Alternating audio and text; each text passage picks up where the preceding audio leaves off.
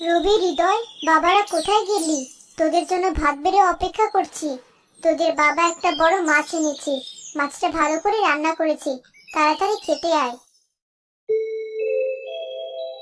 শোনো মা, আমি কিন্তু আজকে মাছের মাথাটা খাবো। অনেকদিন হয়ে গেল মাছের মাথা খেতে ইচ্ছে করছে। সে কি কথা? তোদের বাবা থাকতে মাছের মাথা খেতে চাস? বাড়িতে বাবা থাকলে মাছের মাথা ছেলে মেয়েদের খেতে নেই।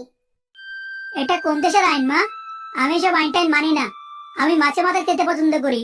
আমাকে মাছের মাথা খেতে দাও। তোর ভাই তো কখনো এরকম করে না। সে তো সব সময় তার বাবা মার কথাই আগে ভাবে। তোর ভাই সারাদিন খেটে মরে।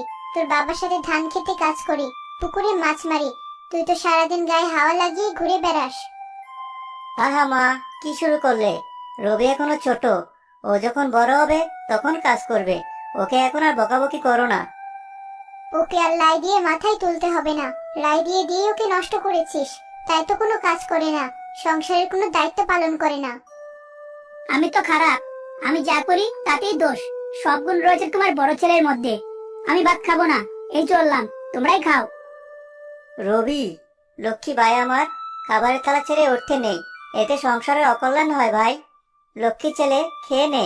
আজকে আমি তোকে বিকেলে মেলায় নিয়ে যাব। সেখানে তুই যা ইচ্ছে তাই কিনিস। সত্যি বলছো ভাই? সত্যি তুমি আমাকে মেলায় নিয়ে যাবে? ঠিক আছে, আমি এই তো খেয়ে নিচ্ছি। কিন্তু মা শোনো, আমার সাথে আর কখনো এরকম খারাপ ব্যবহার করবে না। তাহলে কিন্তু আমি বাড়ি ছেড়ে কোথাও একটা চলে যাব। কোথায় যাবি তুই? সেই তো দিন শেষে আবার এখানেই ফিরে আসবি। হয়েছে, আর কথা না বাড়িয়ে এবার খেয়ে নে।